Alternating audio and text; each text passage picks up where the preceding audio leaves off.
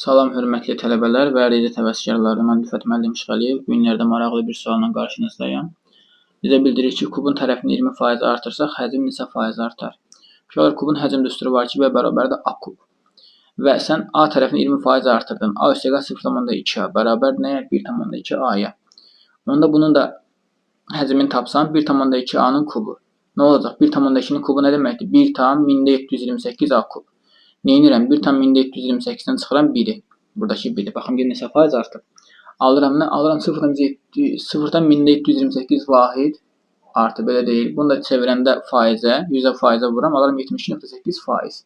Deməli, cavab neçə faiz artar? 72,8 faiz artar. Yadda saxlayın. Birinci olduğu ifadəni düsturda qoyub tapırsınız.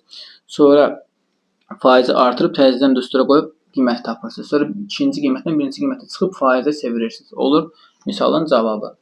İnşallah video xoşunuza gəldisə bəyənməyi və kanala abunə olmağı unutmayın. Hələlik.